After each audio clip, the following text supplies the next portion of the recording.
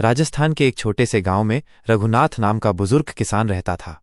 उसकी उम्र 70 साल के करीब थी, लेकिन मेहनत आज भी वैसी ही थी जैसी जवानी के दिनों में थी। उसका सबसे बड़ा साथी था एक ऊंट, जिसका नाम था मोती। दोनों दिन रात खेतों में काम करते, पानी ढोते और पौधों की देखभाल करते। गांव वाले अक्सर कहते, जहां किसान और उसका ऊंट हो वहां खेत कभी सूखा नहीं रहता। लेकिन किस्मत हमेशा साथ नहीं देती। एक साल गांव में अकाल पड़ गया। आसमान ने मानो बारिश देना ही छोड़ दिया। चारों तरफ सूखी जमीन, पीली पड़ी फसलें और भूख से बेहाल लोग। रघुनाथ के पास भी मुश्किल से कुछ अनाज बचा था। उसके खेत में भी पानी का नामो निशान नहीं था। एक दिन वो अपने पुराने बक्से में खोजबीन कर रहा था। अचानक उसे एक छोटी सी डिब्बी मिली, जिसमें उसके पिता ने कभी कुछ खास बीज रखे थे।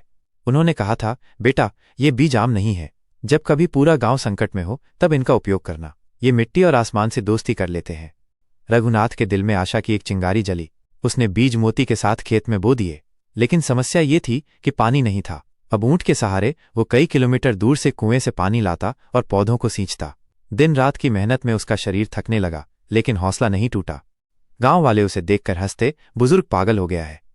इतनी सूखी जमीन में बीज बोकर क्या हासिल करेगा। लेकिन रघुनाथ की आंखों में केवल उम्मीद थी। वो कहता, धरती माँ को अगर प्रेम से सींचो तो वो कभी निराश नहीं करती। महीनों की मेहनत के बाद चमत्कार हुआ। उन खास बीजों से पौधे उगाए जो सूखे में भी हरे भरे थे। धीरे धीरे पूरा खेत लहलहाने लगा।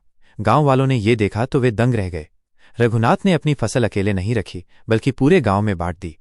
फिर लोगों ने उससे पूछा, बाबा, तुमने ऐसा कैसे किया? रघुनाथ मुस्कुराया और बोला, बीज तो मेरे पिता ने दिए थे, लेकिन असली ताकत मेहनत और विश्वास में थी। अगर हम सब मिलकर कोशिश करें तो बंजर जमीन भी सोना उगला सकती है।